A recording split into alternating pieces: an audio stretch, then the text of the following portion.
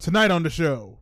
All right, guys, we're going to be talking about the Joker movie. We're going to be talking about some Ninja Turtle news. We also have some movie reviews and some movie trailer reviews, guys. All that and more tonight on the Movie Champ Show.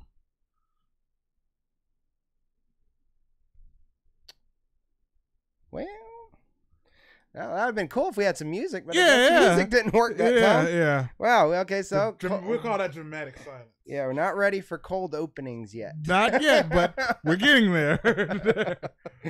All right, guys. Well, anyways, my name is Zakary Cheatham. With me tonight I have... EJ Flemming. Yep. All right. And guys, like we mentioned at the top of the show, we have some movie news about the Joker and Ninja Turtles. We have some movie trailers that we're going to talk about, and we have 2 movie reviews that we're going to be doing.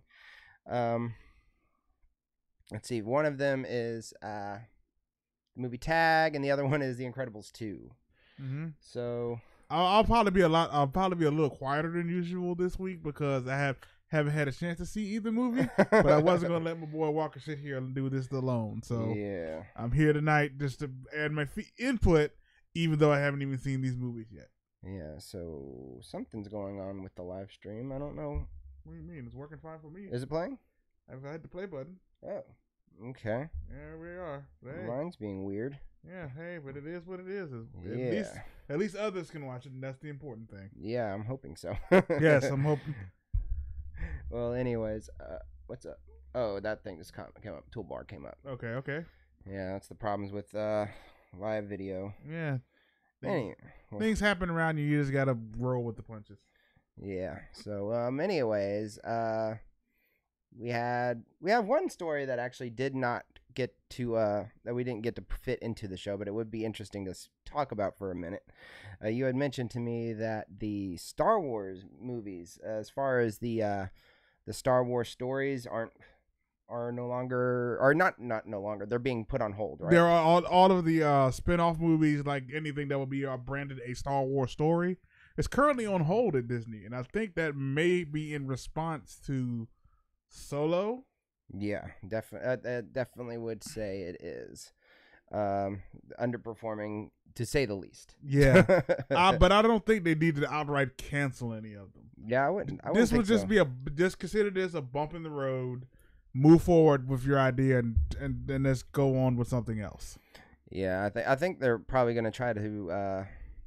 I think it's just too many Star. Well, it's too, not necessarily too many Star Wars, but too many I think what their problem is, they were trying to apply the MCU formula to the Star Wars, but the reception to The Last Jedi was just so toxic and unnecessarily toxic, by the way, that it repelled fans from even thinking of seeing Solo. Yeah.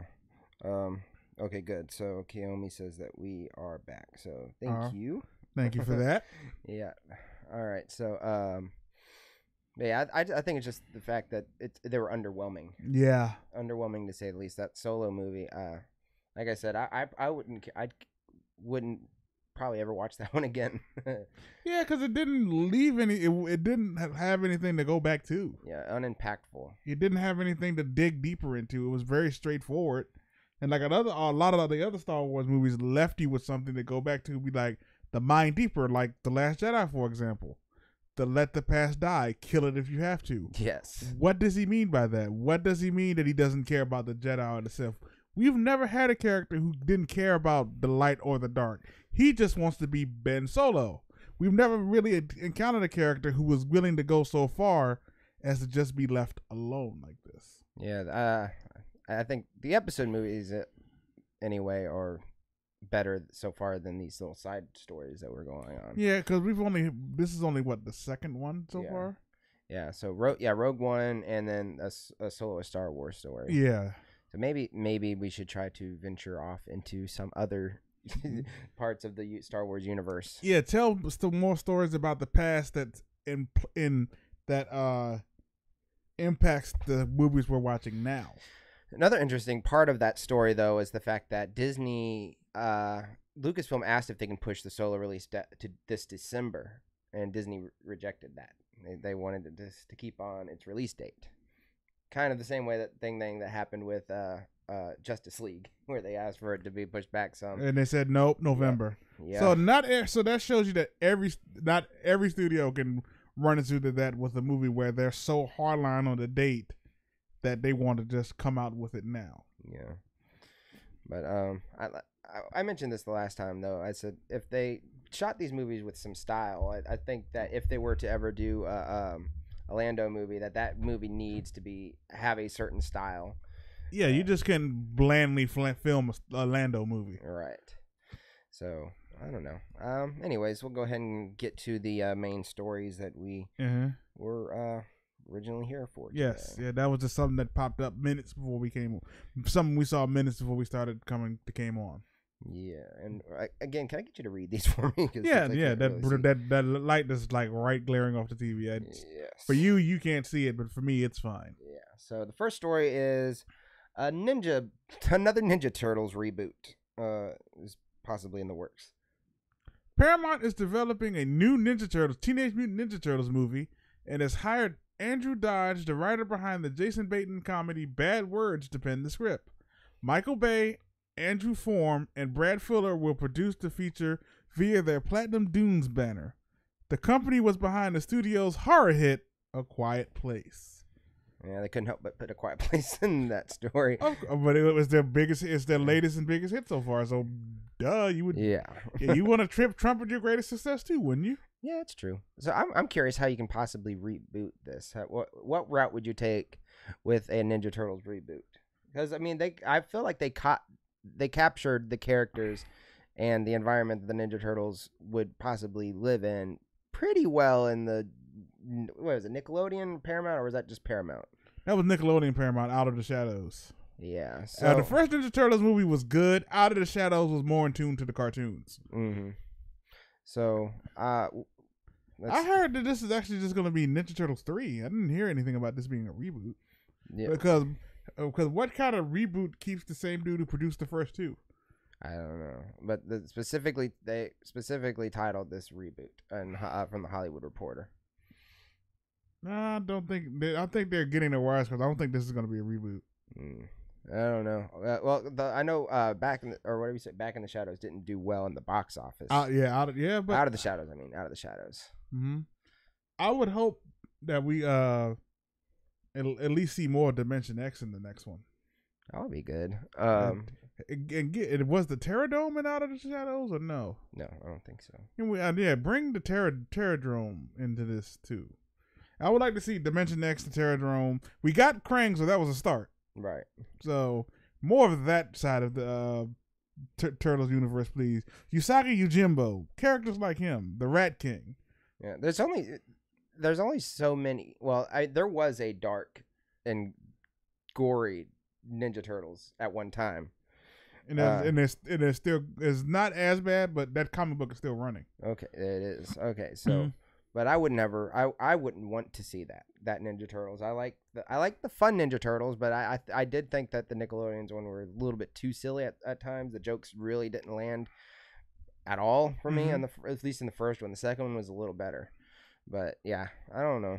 I really wouldn't want to see another Ninja Turtles movie, but if they reboot this in a way that makes me excited to see it, I'm willing to change my mind. Yeah, I'm willing to give the Ninja Turtles another shot too. It's just that if you're gonna reboot it so close to the last one, don't make the main villain Shredder just yet. Then use like the Rat King. Use a smaller villain, or use a villain who has connections to the Foot Clan, but don't outright just shove Shredder right in our faces again. Well, with all these 80s reboots happening, I wouldn't mind it having a bit of an 80s feel. I want it to have the modern look as far as the Turtles go with the motion capture, but I wouldn't mind it feeling like an 80s throwback.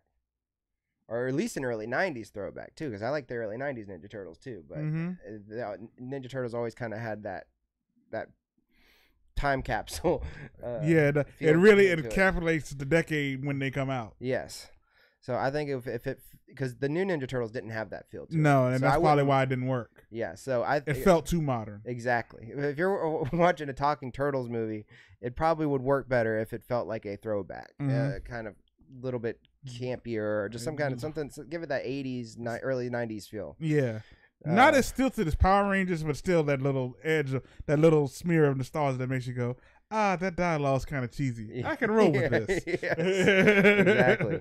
Kind of, that would be what I would, if I were to reboot it, that's what I would do. So that way it actually makes the people that grew up watching the Ninja Turtles appreciate it better.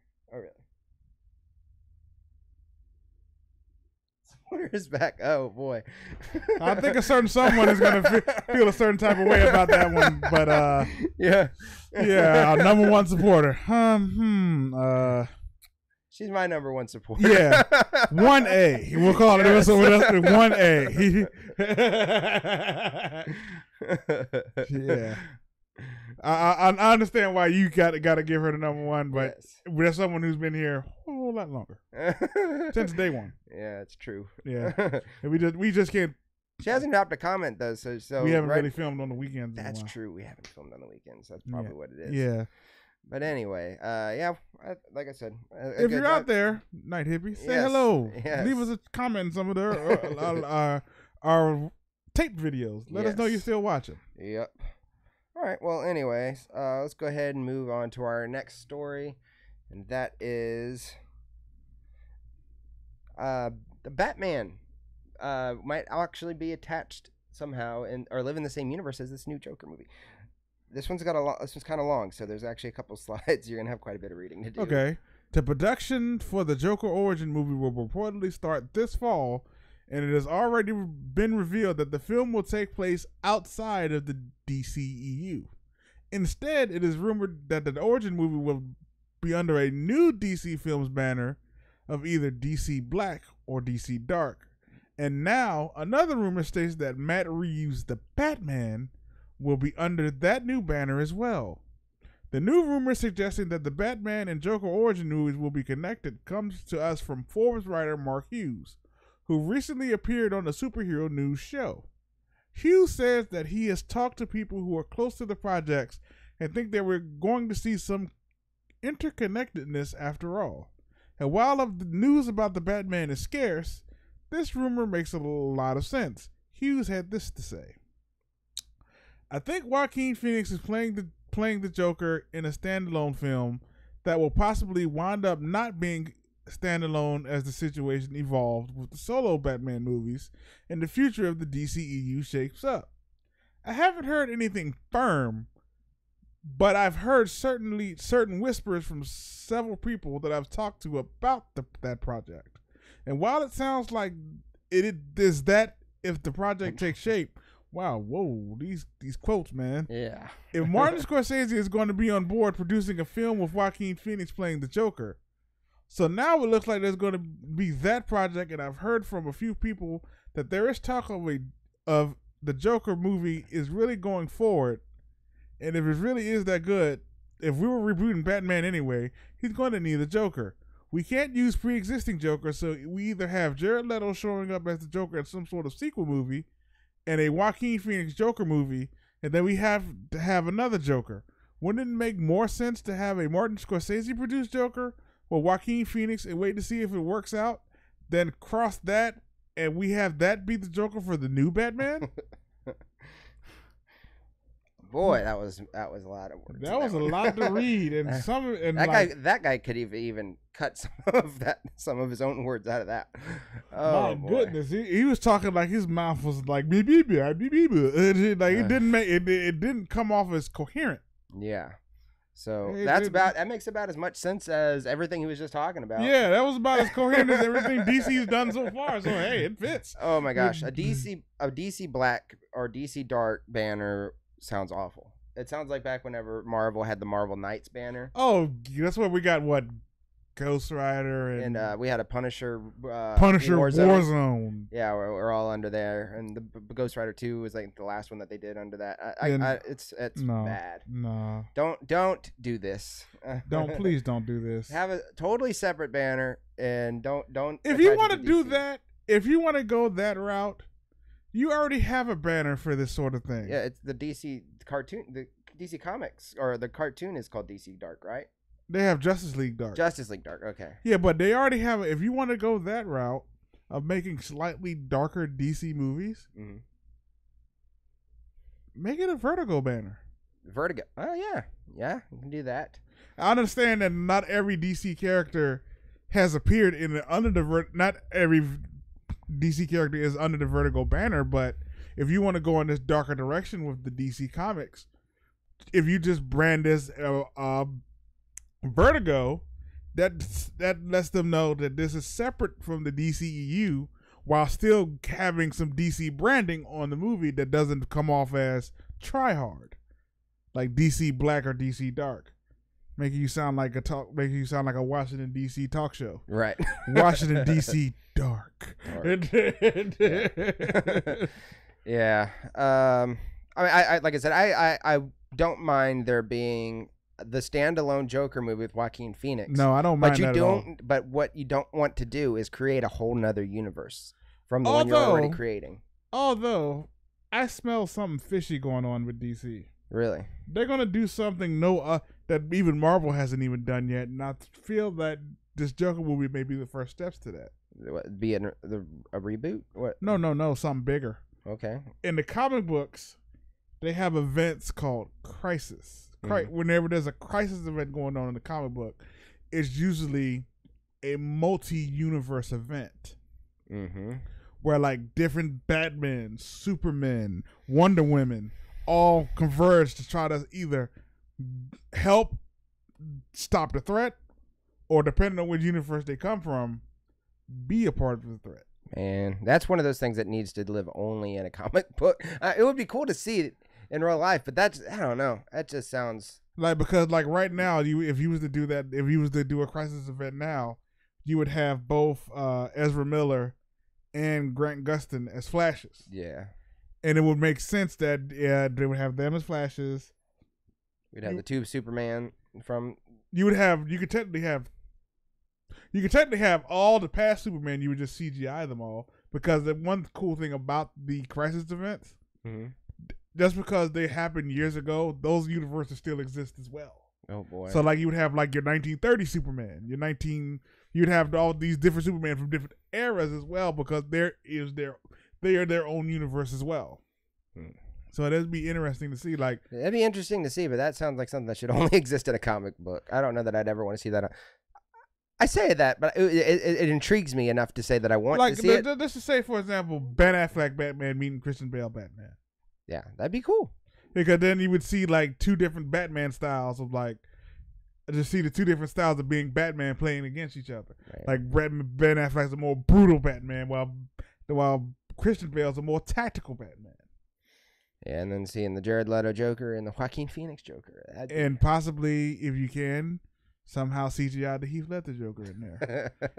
Yeah, it'd be cool to see. But that'd be a bold move for DC, and they are not ready for that bold of a move. No, but just the sheer thought of doing it would garner them some points. True.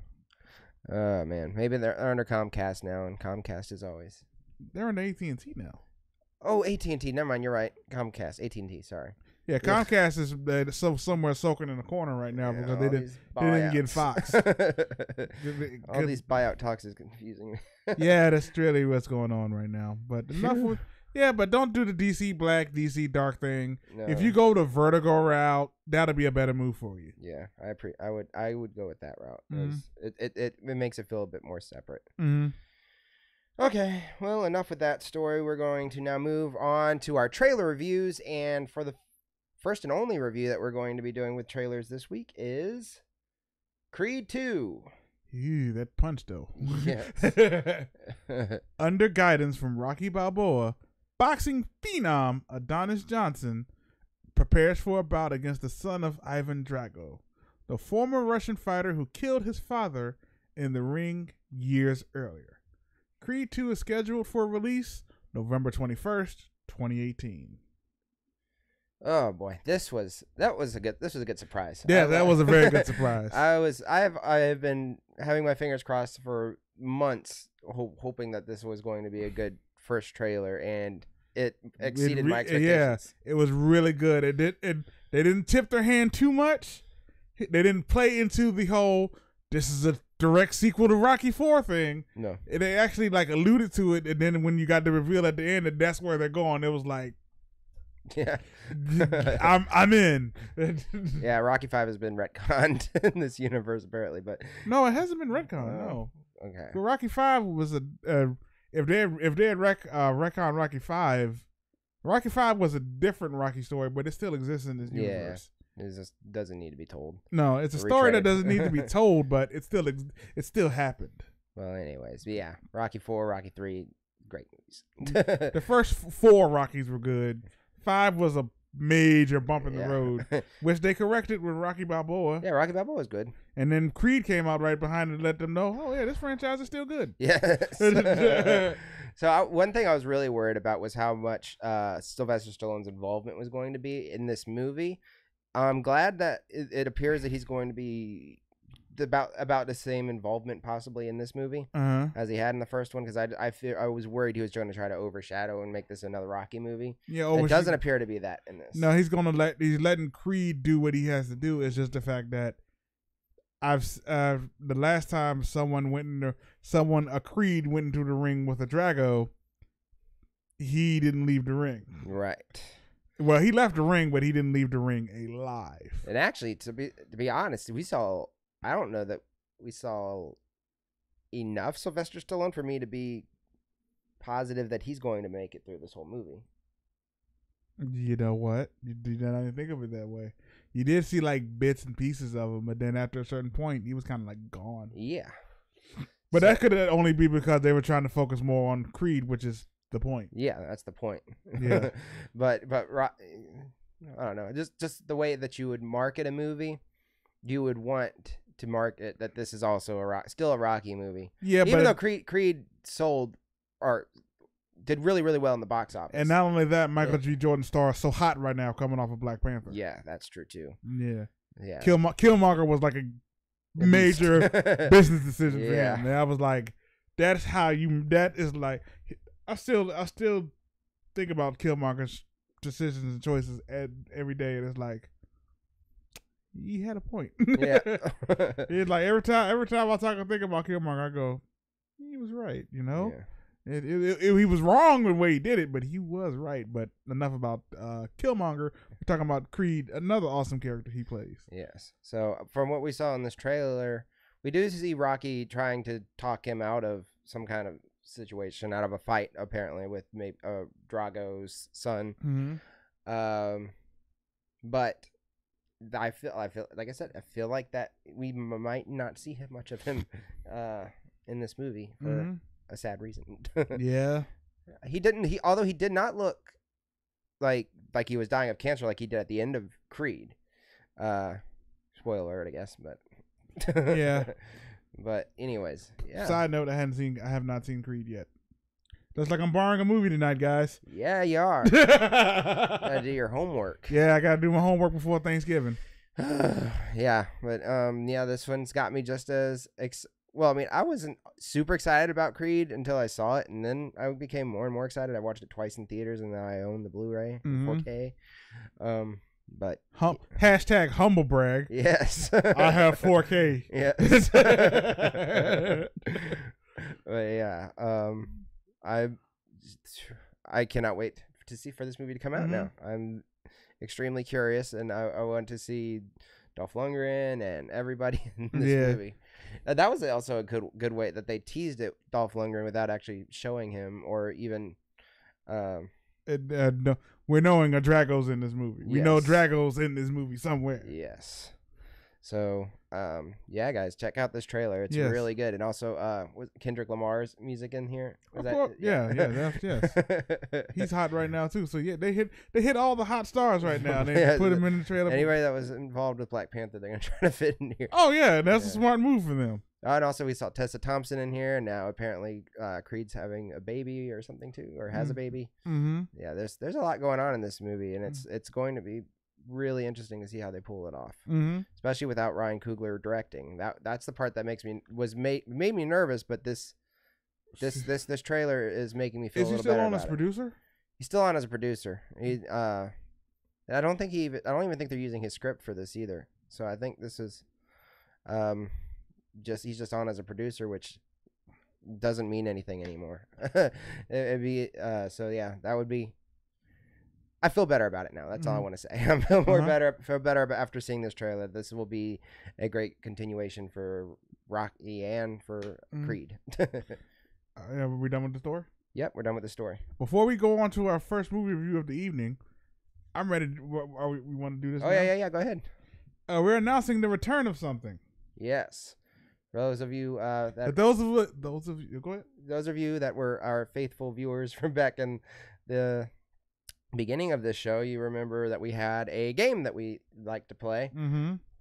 We got pretty competitive with it, but we had to, because of situations, we had to stop because it was just hard to keep up with this kind of thing. Yeah, our schedules. Yes, but we're going for it again.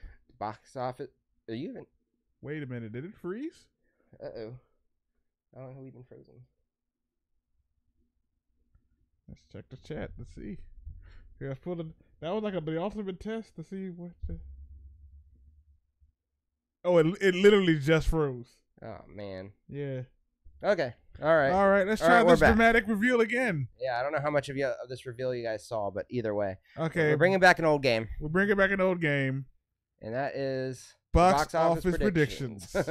It returns next week. Who will be the champ? If y'all remember, I think it was probably pretty well split between the two of us. Yes. During the time we were doing this show, it seemed like one had to win one week, one had to win the next week. So, yeah, neither of us were completely consistent with our wins in this game. No, but this will help us with that. Yes. This is also. This is on camera for a reason. What? This is going to double as the leaderboard from now on. Yeah. We're going to be able to keep track of wins and losses now and have a better idea of who the better predictor of this kind of stuff is. Yeah. All right. I just wanted to get that announcement out there. So now we will move on to our movie review. Mm-hmm. And for our first review, it is Tag. 1 month every year, 5 highly competitive friends hit the ground running for a no-holds-barred game of tag, risking their necks, their jobs, and their relationships to take one another down. This time, the game coincides with the wedding of the only undefeated player. What should be an easy target soon becomes an all-out war, as he knows they're coming to get him. I remember whenever this trailer came out, we both, I think we saw this trailer at the same time. Mm-hmm. Didn't they come out around game night? Yeah, it came out around then. So we both saw this trailer and we got super excited because this thing looked hilarious and looked like a really clever idea. And we both said if they can pull this off, this will be a really great movie. And because the cast is great, John Hamm, Jake Johnson. Got his name right this time. Ed Helms and Hannibal Buress and who else? Anybody else? Am I forgetting anybody? Isla Fisher. Isla Fisher. And the main event. Yes. Hawkeye himself, Jeremy Renner. That's an excellent cast, and I'd say they pulled it off. Everybody has really great chemistry. This movie actually makes me wish that I had more guy friends. But at the same time, I don't need more friends than I have. I'm pretty good right now.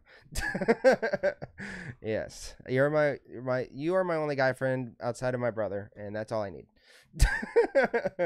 Okay. Yeah. So, but no, I don't want to play any tag with any of you guys though. Yeah.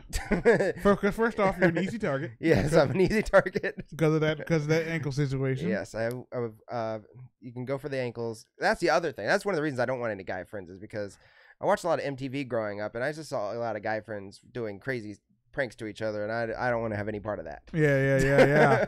I understand that. I know that feel. Speaking of crazy pranks, there was a website called prankvote.com where they had like a roommate they didn't really like. So every week they would put a poll online. What should we do to him this week?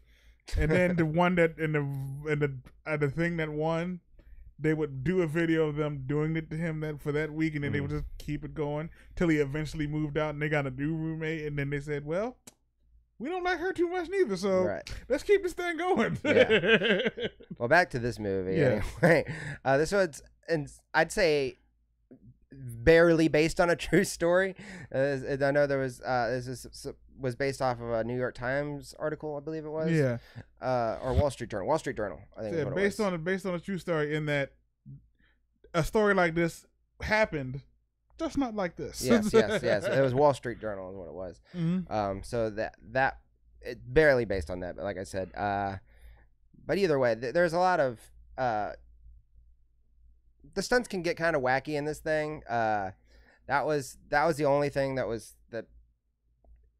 I guess it worked for the tone of this movie anyway. There's a lot you have to suspend your disbelief, especially if you wanted to believe that all of these actors were supposedly in the same age, when you clearly can tell that that's not the case. Yeah. John Hamm was not 9 years old at the same time as Hannibal Buress. That's that is very unbelievable. Neither was Ed Helms. Neither was Isla Fisher. Yeah, really. None of them were 9 years old. Hannibal Buress is probably the youngest guy on this whole cast, next to Jake Johnson. I mean, Tag is like a Stephen King movie. They all playing the same game as Tag because it keeps them immortal. Hey, that would have been actually an interesting if this was the cast for the It movie. It kind of would have worked. But. Yeah, it would have worked. Yeah, but like I said, yeah, they all have their own styles of comedy, which is nice to see in a comedy like this, where you see they play well off each other. Yes, and I think Hannibal Buress and I'd say Hannibal Buress and Jake Johnson were probably the funniest ones in this movie. Ed Helms was the one that played kind of the straight guy most of the time. He was the one that was trying to keep everything together, and he always plays. He's the one role. That brought. Yeah, but he played the Ed Helms role in this one. Yeah, but it worked so much better in this. He was that dude in all 3 Hangovers. Yeah. So yeah, he was good in this movie. This was one of. I don't usually like Ed Helms all that much, but he worked very well in this movie.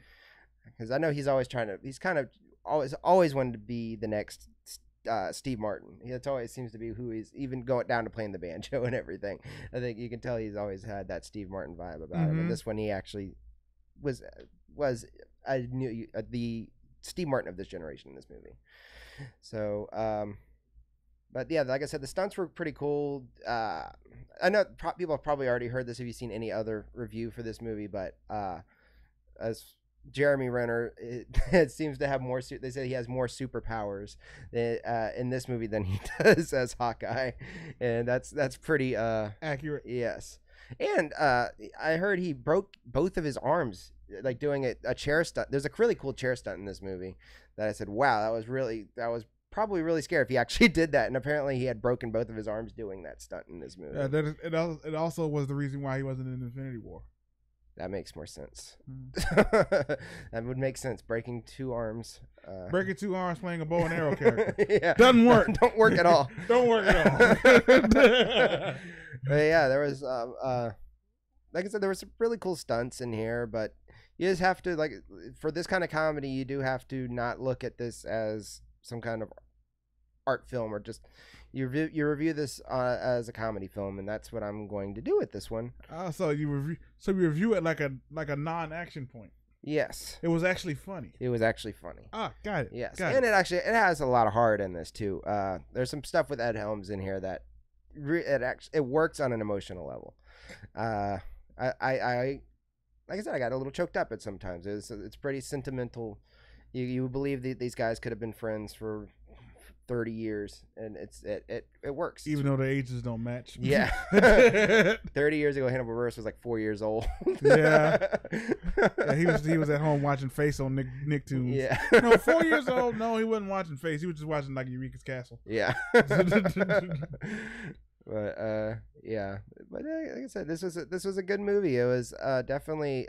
It's not one I'd go out into the theaters to go see, even though I did. But like I said, you probably should watch it, rent it or stream it, whatever you want to do whenever it comes out. But yeah, it's not the best comedy I've seen this year. I still think Game Night might be my favorite comedy of the year so far. Yeah, from what I'm looking, Tag looks funny, but Game Night was just so clever. Yeah, this one's the Tag premise is the most clever part of this movie. It's not nothing really new under here, but like I said, it's just good chemistry, an interesting premise. But like I said, it wasn't quite what I wanted it to be, just because of how silly and stuff some of these the stuff that happens in this, especially with like Jeremy Renner with his ability. Like he narrates everything that's going on around him. Like he'll be in the middle of something and then he can smell somebody coming from behind him. I was like, okay, this is a little bit too much, but it's interesting also how they played off of this whole him never being tagged before, how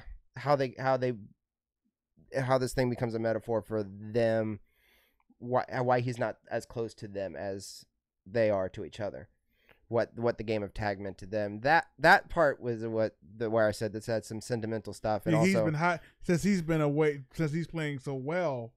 He's not spending time with the group, right? And like originally he had a plan as far as why they weren't originally invited to his wedding, even because he knew that was in May and stuff. But he knew that they would probably show up anyway because it's May. But for them, they were curious, like, why in the world wouldn't he invite us to the wedding? They felt like he was a little bit farther from them, but also because he's spent most of these 30 years running from these guys. Yeah.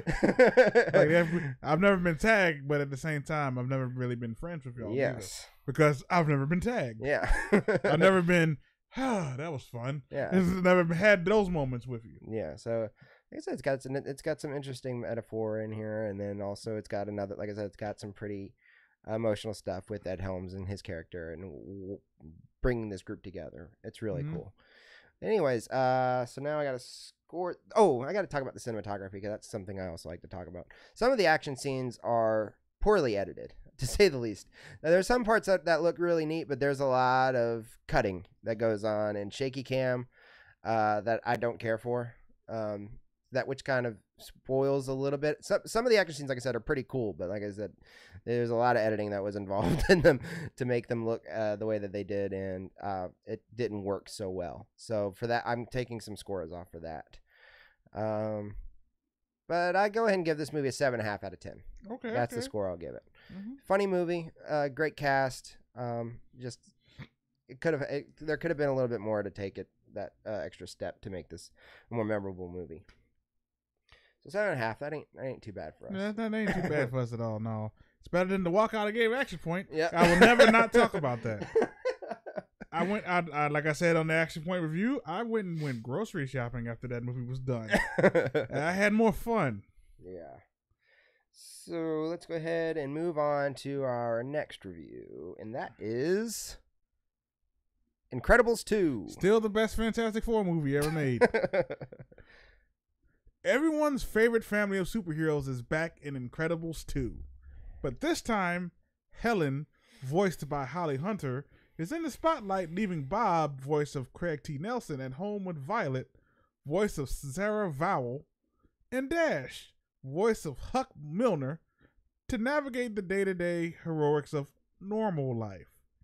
It's a tough transition for everyone, made tougher by the fact that the family is still unaware of Baby Jack's emerging superpowers.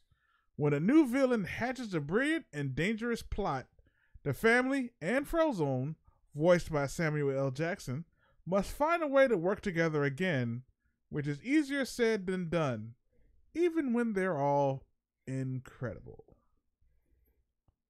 All right, I'm going to preface this review by saying I wasn't a huge fan of the first Incredibles when it came out. It took a while for me to revisit it, probably within the last 5 or 6 years, really. And that's whenever I actually had an appreciation for this movie, because I love it now. I think it's a great movie now, but for when it came out when I was like 13 years old, I think was that 2004? Yeah, I was 13 years old at that time. I was into really stupid stuff at that time as far as the stuff I was watching, and Incredibles isn't a stupid movie. Stupid stuff like what? I was watching a lot of MTV growing up, so I was probably watching some Johnny Knoxville stuff. Oh yeah, like The Ringer or something stupid like that. So I actually like The Ringer, so that it doesn't hold up. It doesn't hold up. No, most Johnny Knoxville movies don't hold up, with exception to his Jackass work. Yeah, but yeah. We were all dumb that they were just doing funny things to each other. It was like, fall down, go boom. Yeah, I didn't get all of the intricate details and all the cool stuff that was in. You had to get older at the for time. it. Yeah, I had to get older for it. And when I watched this sequel, which I enjoyed, I don't know how well it would be received by somebody like my 10-year-old or 11-year-old nephews, my 9-year-old, and all them. I don't know how well that they would understand what's going on in this movie. There's a lot of like politics and stuff involved in this new movie, as far as them outright banning superheroes and stuff like that. There's a lot of just like some government red and a lot of red tape going on in this movie. It's like, how in the world would a kid follow this kind of story? Well, is it the same level of red tape as Civil War? Yeah, pretty much. So I guess they can enjoy that movie. Yeah, because a lot of that stuff will go over the kids' heads, and they'll just appreciate the action. Yeah. So I mean, I guess a kid can understand the point of banning and stuff. Which actually, funny enough, this movie is a great argument for people that are on the pro gun side of the political arguments. I was like, did they realize they did this?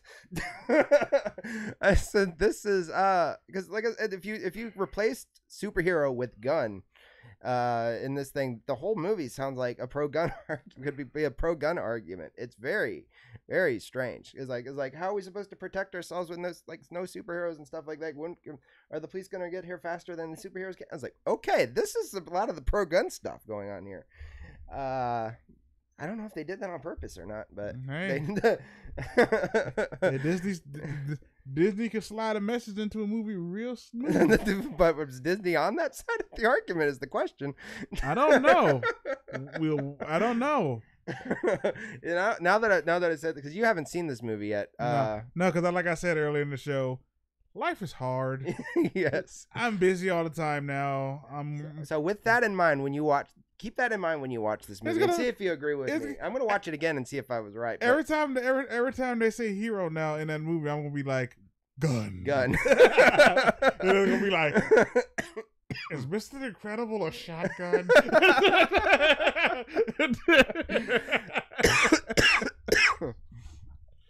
But yeah, like I said, it's an intelligent movie. It's a hilarious movie. The stuff with Jack and Mr. Incredible are the scenes with them are hilarious. This movie, every time I think about Jack and Mr. Incredible, the one scene that always comes to my mind, Jack nom nom cookie. They're like, wow, you have broken an indestructible man. Yes. But what I really appreciated about this is that this works as a direct sequel without it playing off of any sort of nostalgia.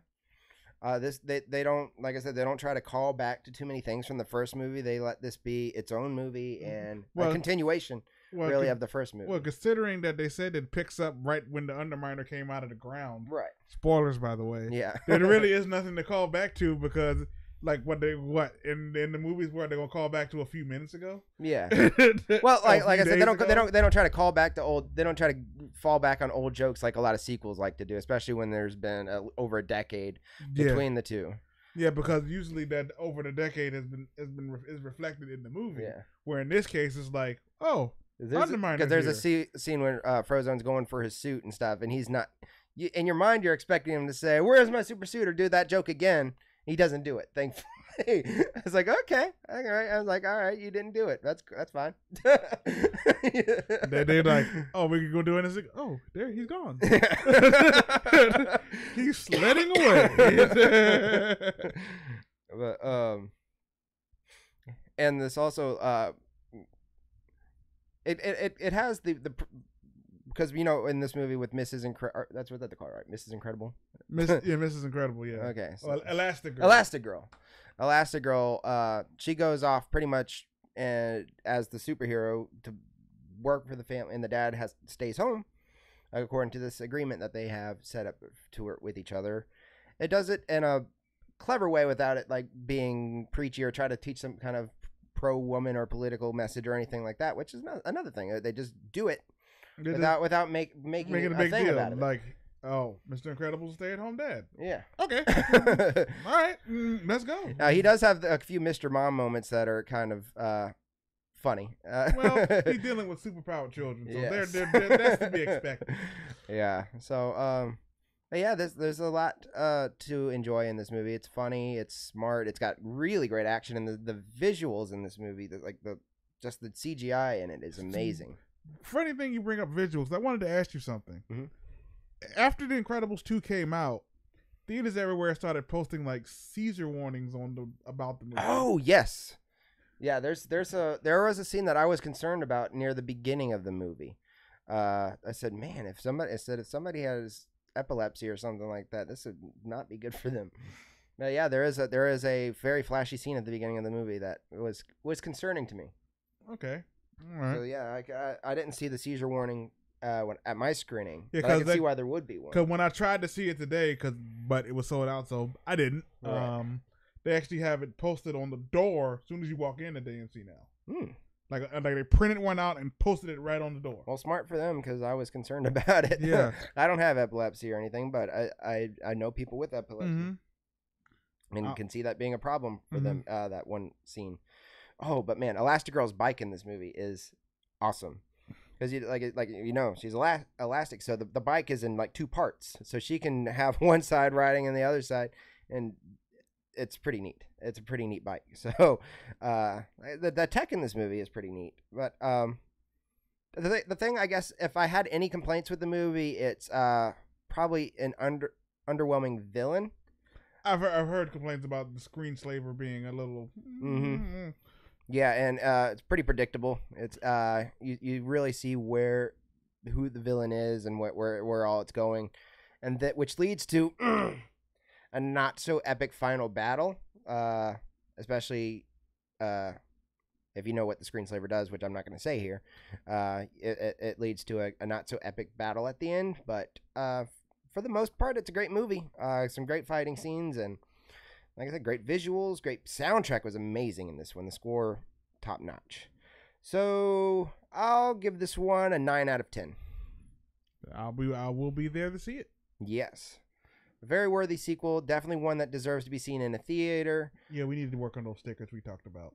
Yes, we do. Like walk up to the poster. Yeah, I gave this to so and so. Well, I gave this to so and so, and it'd be like a QR code to scan and watch them. To take us to our YouTube channel.